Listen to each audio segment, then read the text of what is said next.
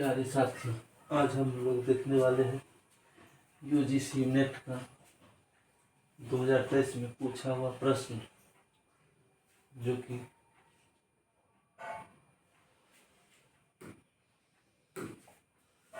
Lyrical ballads 1798 किन दो कवियों की कविताओं का संग्रह है। वुड्सवर्थ एवं कॉलरिज।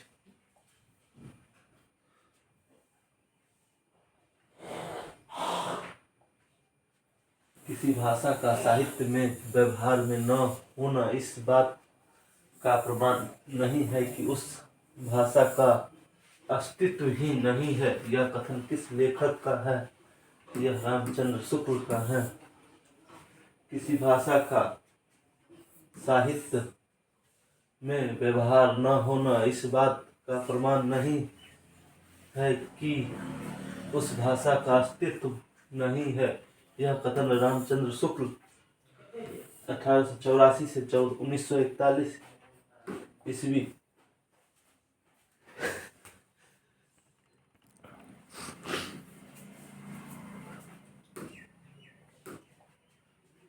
1941 ईस्वी के हिंदी साहित्य का इतिहास 1929 ईस्वी के आधुनिक गद्य खंड प्रकरण 1 खड़ी बोली का गद्य से लिया गया है।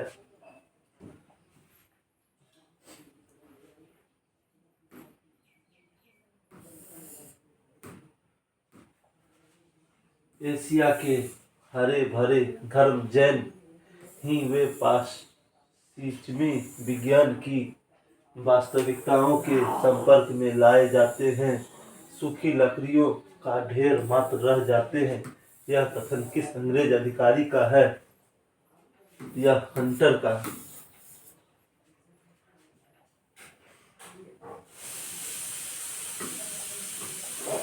हंटर अंग्रेज अधिकारी का कथन एशिया के हरे भरे धर्म जैसे ही वे पश्चिमी विज्ञान की वास्तविकताओं के संपर्क में लाए जाते हैं, सूखी लकड़ियों का ढेर मात्र रह जाते हैं।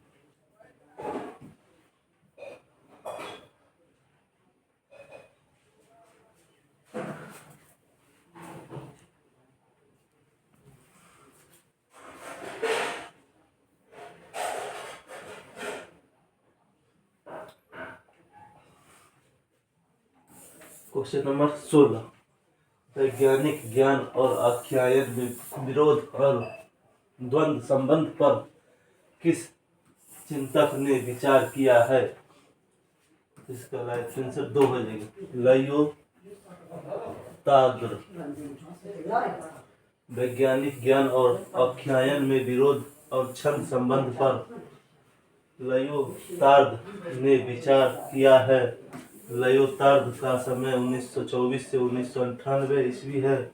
लयोतार्द ज्ञान के रूप में वैज्ञानिक आख्यायन भी अर्थपूर्ण वचन है। वैज्ञानिक आख्यायनों के लिए संदर्भ केवल सत्य का है। सांस्कृतिक आख्यायनों में सांप्रदायिक कथनों में सांस्कृतिक और साहित्य ज्ञान शामिल होता है, जबकि वैज्ञानिक आख्यानों में द्योतक सत्य है। अतः विकल्प 2 सही है।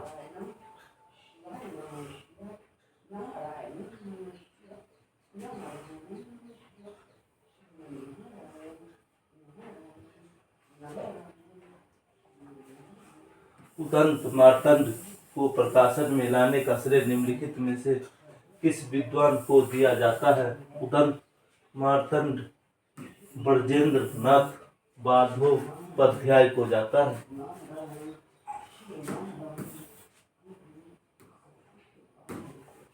उदंत मार्तंड को प्रकाश में लाने का श्रेय ब्रजेंद्र नाथ बंदोपाध्याय को दिया जाता है। विकल्प 2 इसका सही आंसर। चौसरिया के खेल में रे जुगुन मिलन की आस, नर्द अकेली रह गई रे नहीं जीवन की आस हो। कबीर की इस पंक्ति में नर्द शब्द का अर्थ है गोटी।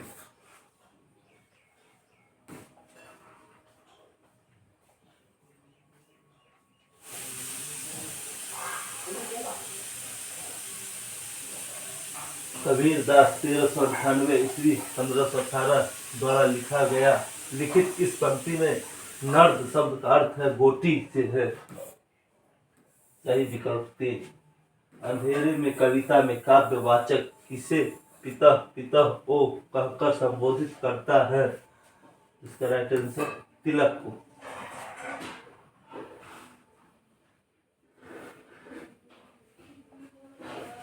मुक्ति बोध 1917 से 1964 ईस्वी द्वारा रचित चांद का मुंह टेढ़ा है में संकलित है। इस कविता में कवि ने हमारे देश की आजादी से पहले और बाद की स्थिति का चित्रण बड़ी गहरी अनुभूति के साथ किया है। जिन स्वतंत्रता सेनानियों ने अपने प्राणों की बाजी लगाकर स्वतंत्रता के लिए संघर्ष किया, वे तो स्वतंत्रता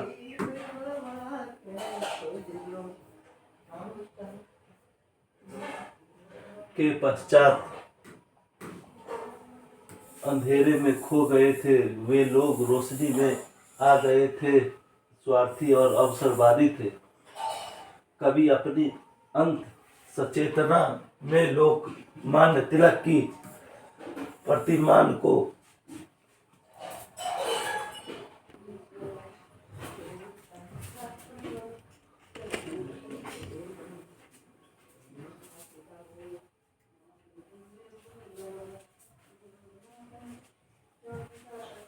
कभी अपनी अंश चेतना में लोकमान्य तिलक की प्रतिमान को रक्त रंजित एवं चिंतित देखकर तिलक से कहता है कि हे क्रांति के विचारों के प्रणेता पिता, तुम चिंताओं में इतने मत उलझो, अभी हम जिंदा हैं। अर्थात तुम्हारे क्रांतिकारी विचारों को जीवित रखने के लिए हम जिंदा हैं, तुम्हें चिंता नहीं करनी चाहिए। अन्याय जिधर है उधर शक्ति है, अन्याय जिधर है उधर शक्ति है। राम की शक्ति पूजा का यह संवाद किससे कहा? यह राम ने विभीषण से कहा।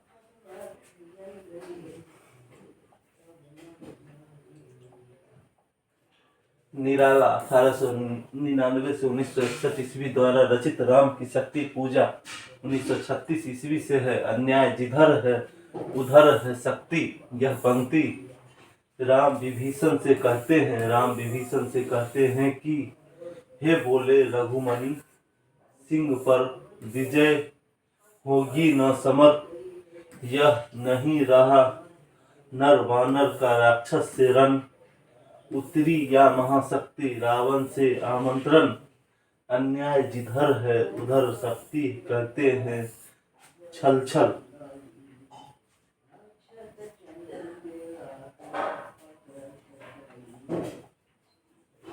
नैन चुवहि जस महावट नीरू, नागमती वियोग खंड की इस पंक्ति में महावट का अष्टिक अर्थ है माघ की झड़ी।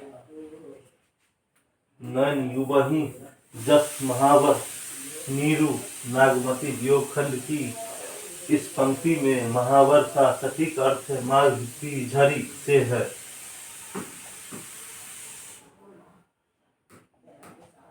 झूठा सच में किस शहर का वर्णन नहीं है? झूठा शहर में कानपुर का वर्णन नहीं है।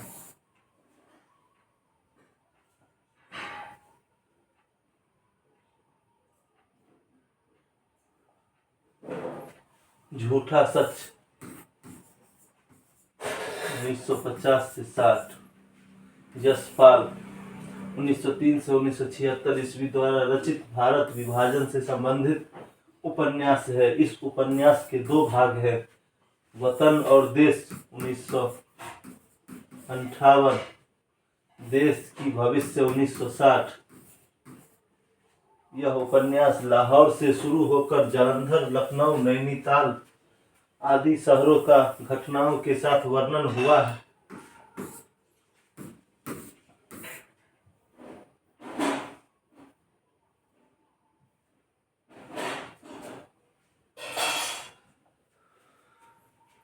मुझे उन लोगों से जरा भी हमदर्दी नहीं है जो बातें तो करते हैं कम्युनिस्टों की सी, मगर जीवन है रईसों का सा, उतना ही विलासमय, उतना ही स्वार्थ से भरा हुआ। यह कथन किस उपन्यास का है? यह गोदान उपन्यास का है।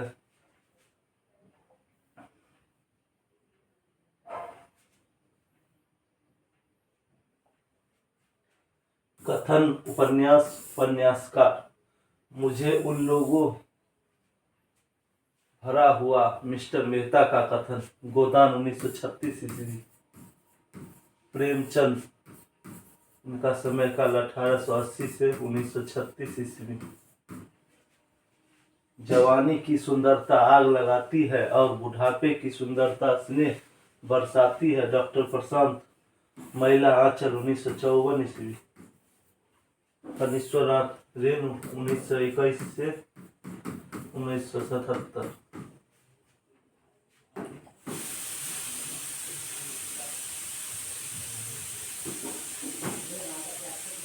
उपन्यास वानभट्ट की आत्मकथा के कथामुख प्रस्तावना व्यक्त के अनुसार मिस कैथराइन किस राष्ट्र की निवासी थी? यह ऑस्ट्रिया की निवासी थी।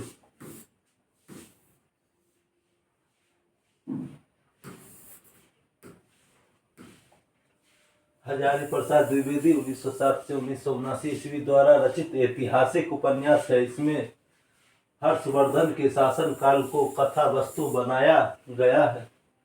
मिस कैथराइन ऑस्ट्रिया की है, भारत प्रेमी है, कई साल भारत में बिताए हैं। उन्होंने संस्कृत में पांडुलिपि प्राप्त हुई है। इन्हें संस्कृत में पांडुलिपि प्राप्त हुई है। यही पांडुलिपि वानभट्ट की आत्मकथा है। यूरोप जाने से पहले इसे व्योमकेश शास्त्री हजारी प्रसाद द्विवेदी को दे जाती है। उपन्यास की भूमिका में कैथरीन व व्योमकेश की कहानी है।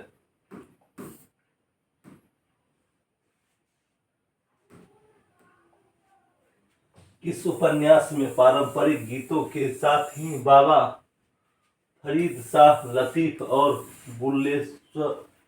बुल्ले शाह की कविताओं का बहुतायत से प्रयोग किया गया है।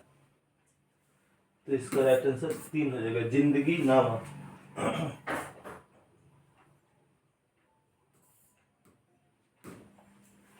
जिंदगी नामा उपन्यास 1979 में प्रकाशित हुआ। यह एक आंचलिक उपन्यास है जिनमें पंजाब में रहने वाले लोगों के जिंदगी का यथार्थ चित्रण है। इस उपन्यास में पारंपरिक गीतों के साथ ही बाबा फरीद शाह लतीफ और बुल्ले शाह की कविताओं का बहुतायत से प्रयोग किया गया है।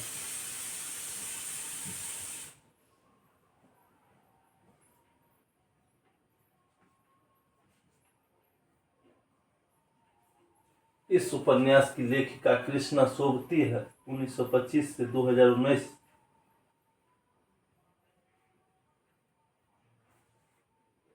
कृष्णा सोबती जी को 2017 में ज्ञानपीठ पुरस्कार से सम्मानित किया गया।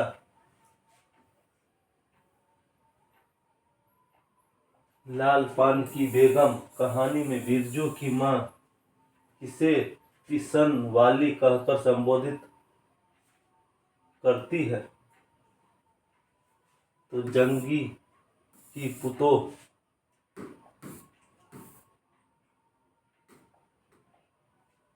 फणीश्वरनाथ रेणु 1921 से 1977 ईस्वी द्वारा रचित आंचलिक कहानी जो ठुमरी कहानी संग्रह में संकलित है।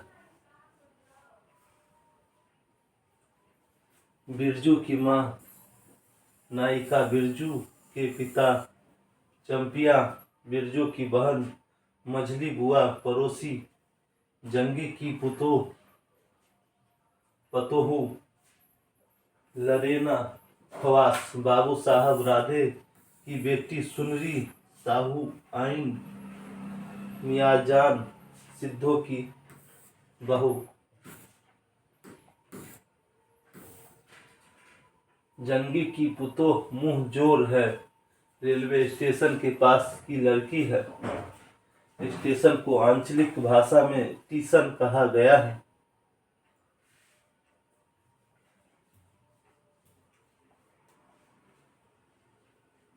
अरे टीसन वाली तो रोती है काहे, बिरजू की माँ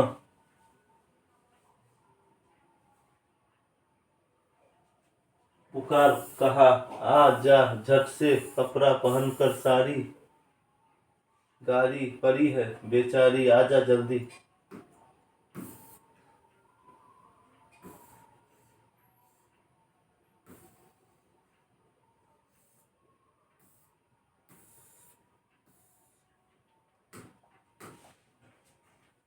कुकुर माछी, कुत्ते के ऊपर बैठने वाला मक्खी, कलेवा निवाला या भोजन, बागर लंबा चौड़ा, पान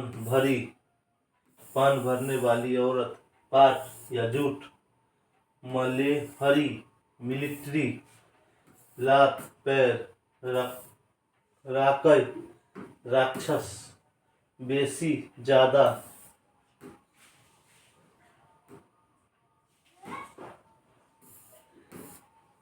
मरैया झोपड़ी, भार बौकियों, भाई को खाने वाली गाली, मनौती खपच्ची, लकड़ी से बना पर्दा,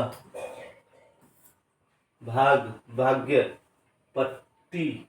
पट्टरी, झोपड़ी में घास फूस की दीवार, गमकना खुशबू, पतो बेटे की पत्नी, नवान नए अन्न की क्षमा करके भाग लगाना।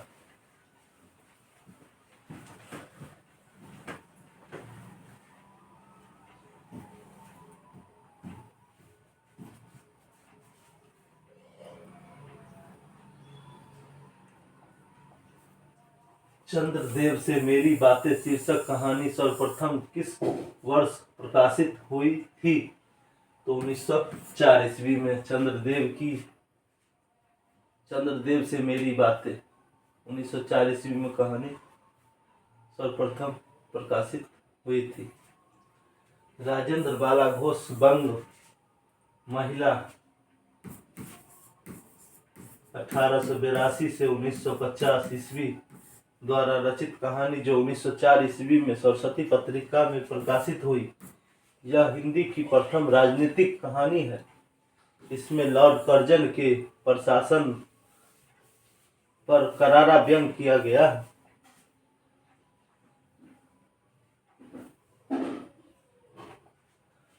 आज तक कभी ऐसा न हुआ न कभी सुना, गजब हो गया, अंधेर पड़ गया, सिक्का बदल गया। कहानी में उपर्युक्त कथन किसने किससे कहा? यह लाह बीबी ने सहनी से कहा। इसका राइट आंसर 4 होगा। कृष्णा सोबती 1925 से 2019 द्वारा देश विभाजन पर आधारित कहानी जो 1948 ईस्वी में प्रतीक पत्रिका में प्रकाशित वह कहानी संग्रह बादलों के घेरे में 1980 ईस्वी में संग्रहित है। संवाद आज तक कभी ऐसा न हुआ न कभी सुना, न गजब हो गया, अंधेर पड़ गया। लाल बीबी से सहनी से कहा। पवित्रता की माप है मालिनता, सुख का आलोचक है दुख, पुण्य की कसौटी है पाप। उपरी संवाद स्कंदगुप्त नाटक में किस पात्र के द्वारा कहा गया?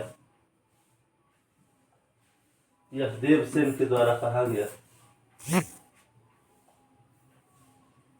स्कंदगुप्त नाटक के संवाद पवित्र है पाप किसका किसके प्रति? देवसेन का कथन विजया के प्रति।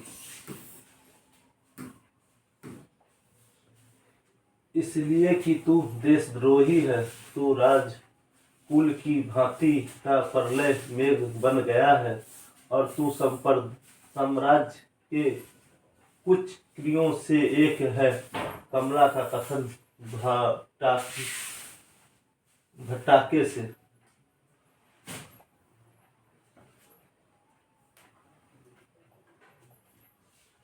मानव कब दानव से भी दुर्दंत, पशु से भी बर्बर और पत्थर से भी कठोर करुणा के लिए निर्वकाश